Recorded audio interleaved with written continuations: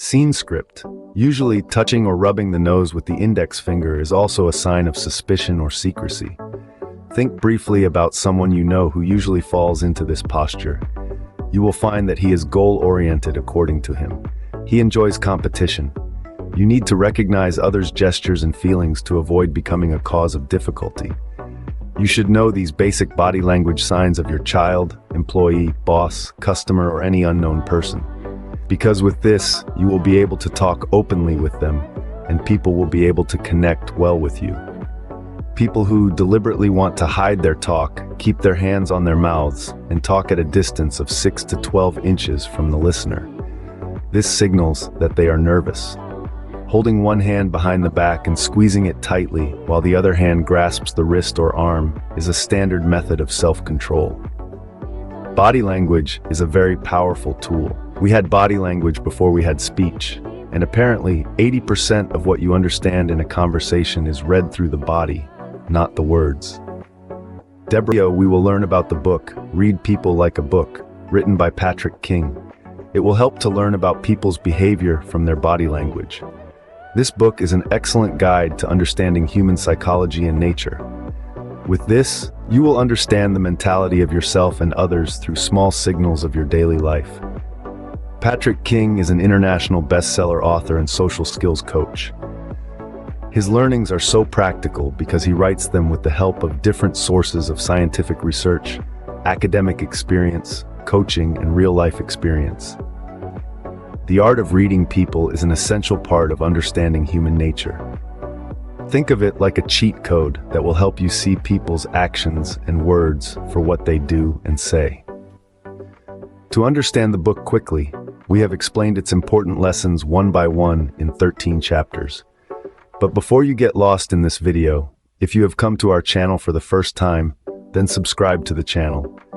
Sometimes our videos may be a little long because we never compromise on the content of the video and book. Therefore, it is very important to watch the video till the end. So let's start. Chapter 1, Openness. The signs of openness will help you to distinguish between a liar and a genuine person. Many gestures show openness. The first of these is open hands. One feeling that most of us readily associate with honesty and openness is open arms. When people are frustrated, they put empty hands on their chests and gesture like, "What do you want from me?" Apart from this, the position of shrugging shoulders with open hands, in which the palms are also facing upwards, people use this position in many expressive ways to show their true feelings and character before the person in front has spoken. See children. They openly display their hands when proud of their achievements. But when they feel guilty or suspicious about a situation, they hide their hands in their pockets or behind their backs. The following symbol is the opening coat. People who are open or friendly towards you often unbutton or even unbutton their coats in your presence. The author, in a research, videotape recorded the meeting, found that those whose coat buttons were open had more chances of consent.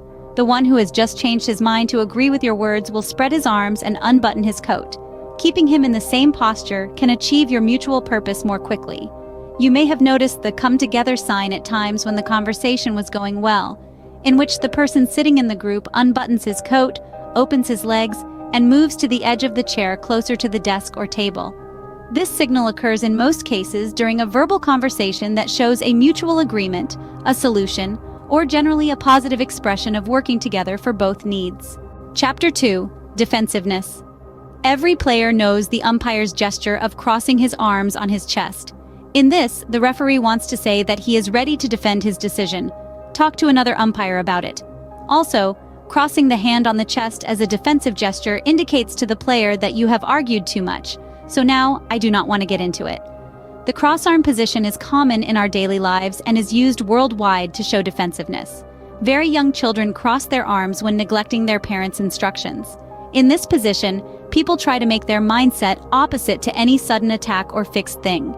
This gesture is the easiest to understand of all the signals the author researched. It is also a gesture that influences the behavior of others. In a group of 4 or more people, you can control the whole group by crossing your arms in a defensive position. Maintain this feeling while listening and speaking, and notice how quickly other group members follow your posture. Once 2 of them adopt and stick to this posture, other members are also influenced. Doing this will make it easy to divide the group into smaller subgroups or persuade them. Unfortunately, many people are unaware that when the other person crosses their arms, they sign that they have become defensive. Those who don't know this, instead of engaging with the defensive person to bring out their feelings and find out what their needs are, continue with the same thing that caused the other person to become defensive in the first place. Due to this, often, the defensive person starts closing his mind towards your words and denies whatever you are saying. So when you do this to the person in front of you, try to change where needed by thinking again about what you are talking to him or how you behave. Chapter 3. Evaluation. When a person is in such a position, in the realm of body language, a thinker-like posture can reveal a lot. If you've ever noticed someone with their chin resting in their palm, index finger extended along the cheek, the remaining fingers tucked under the mouth, it's likely they're in deep thought. But beware, this posture can also indicate a degree of hostility towards the speaker. Interestingly, Charles Darwin observed both animals and humans turn their heads when they hear something intriguing, a gesture often used by women to indicate attentive listening. As a speaker, recognizing this can help engage the audience more effectively, especially when covering a lot of information. However, be mindful of information overload. When listeners start glancing at the ceiling, clocks, or positioning their bodies towards the exit, it's a nonverbal cue they've had enough. Noticing a sudden body shift, perhaps even feet pointed towards the door, suggests they're ready to leave. As a speaker or host, it's wise to acknowledge these signs and conclude the conversation gracefully. And remember, a touch or rub of the nose often signals suspicion or secrecy. Body language is a powerful tool. Understanding it can unlock a wealth of information. In conversation, the student admitted that he had only read a few pages and didn't like them. Chapter 5. Readiness. Standing with hands on hips is a signal of readiness. This is the first of such gestures that we can identify. You often see this during a game when an athlete waits to join the game. When a person stands with his hands on his hips and legs spread wide in a business meeting, he is likely interested in getting the people present to follow his instructions. Apart from this, when you are pursuing such a goal with entire motivation, pay attention to your posture. Often you also stand like this. A high achiever often does this because it non-verbally shows his dedication towards a goal. Think briefly about someone you know who usually falls into this posture. You will find that he is goal-oriented according to him. He enjoys competition. To understand this, the author has kept a record of the participants who have attended his seminars for many years. About 75% of them, while asking questions during the first hour of the workshop, had their coats off, buttons unbuttoned, or hands on hips posture. This is a posture in which the person in front expresses his desire to be more capable. However, this is a positive sign, so there is no reason to worry from your side. And if you are also a goal-oriented person, you can easily connect with them and share your ideas. This can help you reach the goal set together. The next sign of readiness is the person sitting on the chair's edge. In several videotape recordings, the author has observed that humans move to the edge of a chair when they are ready to compromise, help, buy, accept, agree, or draw a conclusion. It shows that the person is entirely prepared to take action. Remember the last time you signed a contract? You were probably sitting on the edge of your chair for a few minutes. If you didn't like the deal, you might have used the same gesture we learned in the previous chapter to show your feelings to the salesman before getting up and walking away. Many salespeople with whom the author and his team discussed agree that people show their excitement to buy by being on the edge of their seats. They also decided that when someone offers them too many objections between sales and then sits on the edge of their chair, the customer gets up and prepares to leave. If you are a salesman and want to get back the lost sales, then it is time to bounce back. If you have nothing new to rekindle that customer's interest in your product, you must spend time with other potential customers. The next signal of readiness is arms extended while hands gripping the table's edge. While sitting or standing, this posture signals to say, "Listen to me, I have something to say," with a strong command. Imagine the condition where junior says to his senior in this posture, "What will you remove me from the job? I quit the job." You need to recognize others' gestures. To avoid becoming a cause of difficulty, you should know these basic body language signs of your child, employee, boss, customer, or any unknown person. Because with this, you will be able to talk openly with them, and people will be able to connect well with you. But if you are often entirely oblivious to their nonverbal messages, the result is always an emotional upheaval that can cause relationship difficulties. Chapter 6. Reassurance among young people. Hand-wringing by rubbing the thumbs together is one of the most common gestures that require reassurance. During this time, pinching with the hand, chewing something, or putting a pen or pencil in the mouth for sucking is another gesture. When a woman says or hears something uncomfortable, she needs to be gently explained to assure them. So ask them, "Are you sure what you just said?" She'll probably try to ensure you she is, or she'll get defensive and refuse to answer. In either case, she's signaling that she doesn't quite believe what she's said, needing reassurance. Another sign to look for reassurance is pinching the fleshy part of the hand. Both males and females use it. However, it is more typical in women. In one study, the author first gave participants coffee so that they would keep their hands busy while watching the playback. They wanted to see how many people would stop drinking coffee and start playing snuff. They found that most of them first used the cup as a shield in front of their eyes, as if it was trying to stop them from doing an urgent task, then put it down and continued pinching. Different finger gestures express people's worries or internal conflicts. A child needing reassurance sucks their thumb, a student nervous about exams bites their nails, and a taxpayer nervous about payment due dates gnaw at their cuticles until they hurt. Sometimes students and taxpayers use substitutes for fingers and use pens and pencils for cutting gestures. People who prefer something other than the taste of plastic, metal, or wood use paper or cloth. If you can give assurance according to the need at such a time, then your opponent can be made an ally. Chapter 7. Cooperation. In this, you will know people who want to help and how they express their wishes. The author was part of a team meeting. The issues involved were patent rights, equity positions, royalty, research and development cost motivating customers, production and distributors for more sales. As soon as the conversation started, one of the opposing team members began to non-verbally indicate that he was ready by sitting in the chair and putting his feet on his toes, that he is ready. The team members of the author listened to him with an open mind and satisfied his objections thoroughly. This influenced him positively, and he became a good team supporter. He understood the concern of both parties and suggested such a method for the benefit of both. Many times this must have happened to you when you felt that someone was supporting you, ultimately, but suddenly something went wrong. He was calling you by first name, but now he started calling you formally. His smile changed, and he was staring at you with lowered brows. You might have felt entirely embarrassed to deal with such a sudden change. In reality, he might not have liked anything about you. In such a situation, it is better not to let cooperation turn towards resistance. Instead, watch their response by watching their body language. Here are some cooperative symbols with which you can do this. Sitting on the edge of the chair. This is a cooperative symbol that you are interested in what you are saying. An example is a buyer shifting his weight towards the edge of the chair to show excitement to sign the contract. Make face-to-face hand gestures. Do not cross your arms. Keep them open and use them for conversational gestures. Unbutton your coat. This gesture shows that you are open to the person and their thoughts and paying attention to what they say. Bowed head. Talking with a bowed head in between shows that you are ready to give as much support as possible. You are not close-minded towards their talks but are taking interest. Chapter 8. Frustration. Tightly clenched hands are a sign of frustration. In one of his seminars, the author observed a videotape recording of a conversation in which the participant grips his hands tightly when in tension. During the last part of the conversation, he sits with both hands on the table. There is a disconnect between their spoken words and gestures. It is also used to show how sometimes we try to convey when people are taking things to mean something else. In this example, the participant perceives that his opponent is trying to belittle him with an "I win, you lose" dialogue.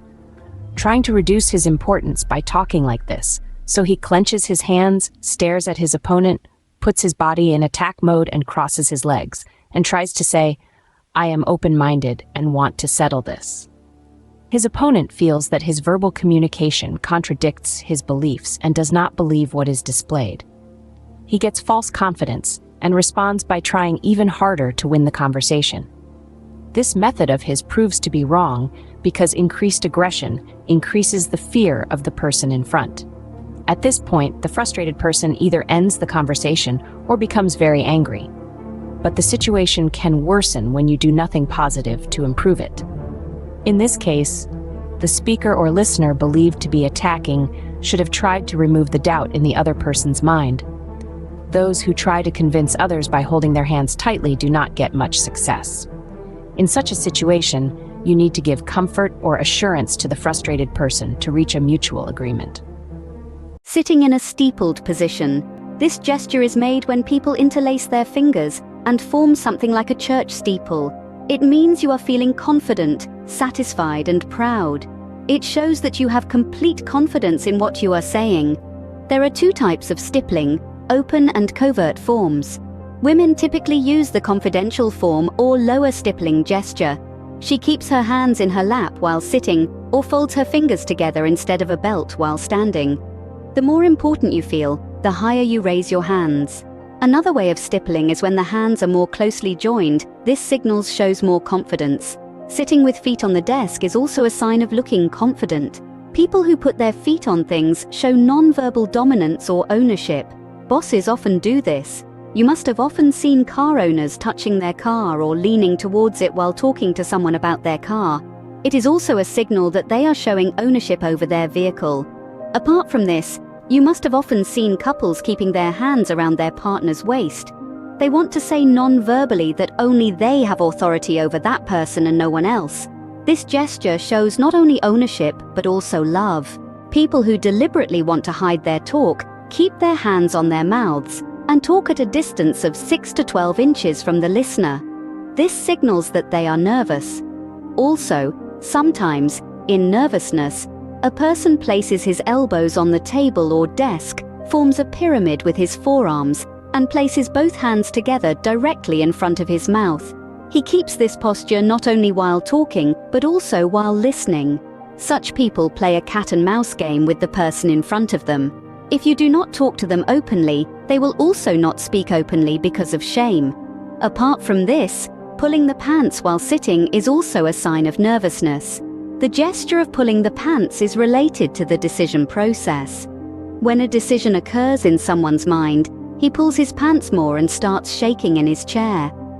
After taking the decision, the pulling of the pants stops. Using this behavior as a barometer, you can gauge how close the other person is to making a decision. The faster one moves, the more the chances of being close to decision. From an early age, we are taught that patience and perseverance are necessary to accomplish goals and purposes. Self-control is essential for this. We often use this method to overcome frustration and avoid losing our temper. It allows us to behave in a socially acceptable manner.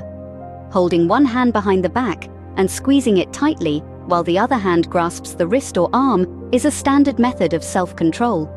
These can be seen at many business meetings or public events when an important person, surrounded by stress, pressure, or anxiety, still tries to control it. This gesture dates back to ancient Roman times, when greetings were done with one hand on the chest and the other to show commitment to Roman armies. We Indians also use this gesture while pledging allegiance to our flag. Apart from this, people use this sign to show their truth. Remember when you were a kid and swore or said something you wanted your friends to believe? In addition to raising your hand with your palm, bring your other hand to your chest for support. Except on formal occasions, women rarely use this gesture to show truthfulness, dedication, or loyalty. Instead, when a female brings one or both hands to her chest, it is usually a defensive gesture that signals sudden shock or surprise. Touching is also a sign of acceptance. Most people try to show that they agree with the people they like by touching them often. People who reach out and touch or grab the other person's shoulder or arm try to interrupt or emphasize something. But most people use touch as a calming feeling. Usually it means, "Don't worry, I'm with you. Everything will be all right." Thank you, friends. This was the summary of Read People Like a Book. Friends, what we have learned so far from this book, let us repeat it once so that it is easy to remember. Talking by opening the hands outwards and the coat buttons is a sign of openness that the person in front is open-minded to your words and wants to listen. The cross-arm position is a defensive posture, in which the person in front wants to tell you non-verbally that he does not like your words or the way of saying them. That's why it needs to be changed. Thinking by bowing the head a little is a sign of evaluation. In this posture, a person is thinking very carefully about a decision. If someone is sitting on a chair watching exit so that his body or feet are towards the door, he non-verbally wants to say, "You finish it quickly. I have to go." In addition, the gesture of placing the hand on the chest shows acceptance. It means that that person fully supports your culture, way, or thoughts. Thank you, friends. If you have reached this point in the book summary, it means that you also love books as much as we do. But if you have come to our channel for the first time and have not subscribed the channel, then definitely subscribe the channel and also press the bell icon so that you can enjoy our 2 new book summaries every week and learn something consistently. You can tell us which book summary you want to see on our channel by commenting. See you soon with more great videos. Thank you so much. Closed ankles and clenched hands also show self-control. Remember that moment in your life when you went to the dentist? When it was time for your dental treatment? If you had noticed your feet, your heels would be locked and your hands will be clenched. Usually, we resort to this posture to suppress our strong feelings. In a stressful job interview, many people sit with their ankles closed. During the interview, when they were uncomfortable, irritable, or unsatisfied with what was happening, they would lock their ankles like this. The next sign is stopping the hand or holding the wrist. Along with humans, animals also use other patterns while expressing internal thoughts. When a person is unable to express his feelings directly in anger, so in desperation, he starts scratching his head and rubbing the back of his neck. Then he starts showing mosaic movements or threatening poses, like selling your fist, holding your wrists there, taking a threatening step forward to scare or intimidate. And he expressed his feeling in one place, like hitting the image with his fist, or expressed by kicking in the door. These activities are such a sign about which you can connect with the emotional state of others, and one must be aware to face them. Chapter 12. Sadness. Keeping the head in the hand is a sign of boredom. The head's weight is in the palm, and the eyes remain downcast. That person does not bother to hide any feelings about what is happening. He places his open hand on the side of his head in a position of regret, tilts his chin, and allows the eyelids to droop so that his eyes are half covered. Another sign of boredom is a blank stare. In this, the person in front tries to show that I am seeing you but not listening. The person in front stares at you like a zombie. About him, you feel that he is listening, but in reality he is not interested in what you say. In this, he stares at you, his eyes rarely blinking. The lack of flashing signals indicates that he is unconscious, sleeping with open eyes, hostile towards you, or bored with what is happening. Chapter 13. Acceptance. Signs of acceptance show the response and agreement we get from others. Understanding this is essential so you can judge people in real life. One of life's most challenging situations is facing someone you think agrees with you but does not. This often happens in a relationship where you trust others, but he actually deceives you. That's why you can test such a person on how much he is stable on trust through acceptance. Understanding his gestures, minute by minute, begins the road to better understanding. The gesture of placing the writing on the chest clearly shows acceptance. It means that person fully supports your culture, way, or thoughts. For centuries, humans have kept their hands on their chests to show feelings of loyalty, honesty, and devotion.